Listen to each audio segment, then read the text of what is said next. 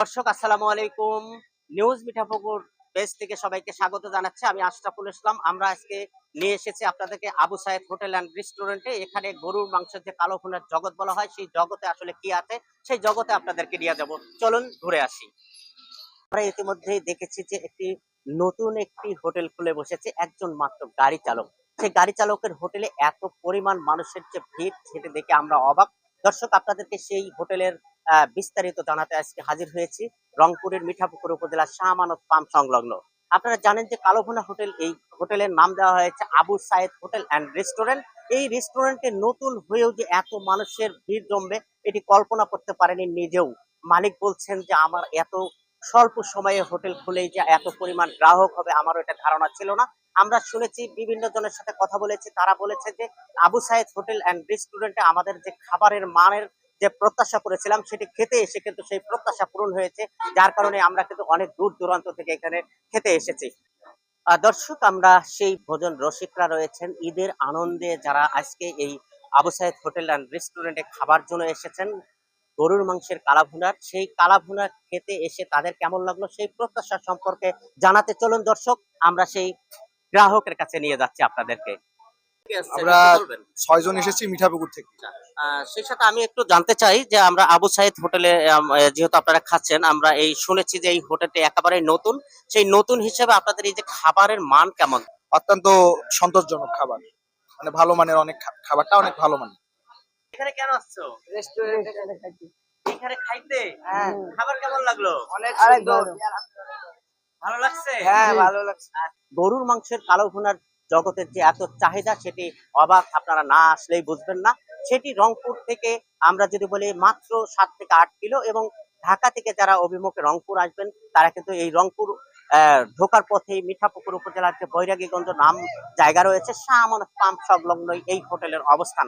দর্শক, আপনাদেরকে জানিয়ে রাখি, এই হোটেলে নানা ধরনের খাবার নিয়ে কিন্তু আয়োজন করেছে আবু সাইদ হোটেল অ্যান্ড রেস্টুরেন্টে।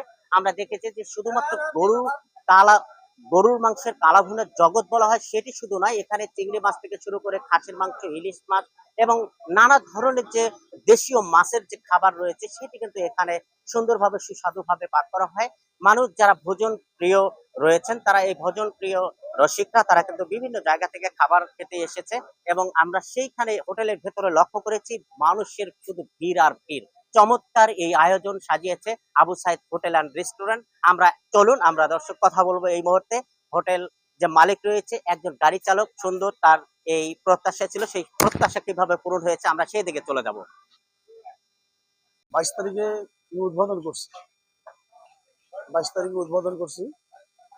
আজকে প্রায় ১০ দিনের মতো হচ্ছে।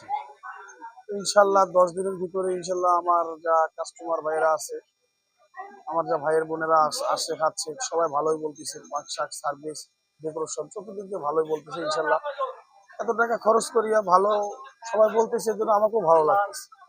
আমরা এই মুহূর্তে রয়েছে আবু সাইদ হোটেল অ্যান্ড রেস্টুরেন্টে। ঈদ উল ফিতরের দ্বিতীয় দিনে মানুষের যে আনন্দ উপভোগ করার জন্য হোটেলে খাবার খেতে এসেছে, সেই দৃশ্য থেকে আমার খুবই ভালো লাগছে। আপনাদের কেমন লাগছে জানি না। পরিবার পরিজন নিয়ে, বন্ধু বান্ধব সবাই মিলে যেন এই আবু সাইদ হোটেল অ্যান্ড রেস্টুরেন্টে খাবার খেতে এসেছে। আমার এখানে না খাওয়া পর্যন্ত বুঝতে পারবেন না যে আমার হোটেলের রান্নাটা কিরকম, বা রেসিপিটা কিরকম, আমার ডেকোরেশন কিরকম, আমার সার্ভিস কিরকম। না আসলে, না খেলে বুঝতে পারবেন না আপনারা। ইনশাল্লাহ সবারই আমন্ত্রণ রইল, আসবেন আমার এখানে, এসে সবাই ইনশাল্লাহ খেয়ে দেখবেন যে কিরকম লাগে।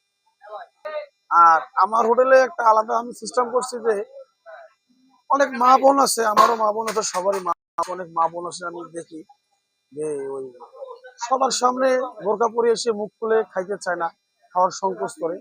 এই জন্য আমার নিজের তরফ থেকে বুদ্ধি দিয়ে মহিলাদের জন্য আলাদা একটা, মা বোনদের জন্য আলাদা একটা কেবিন করছি।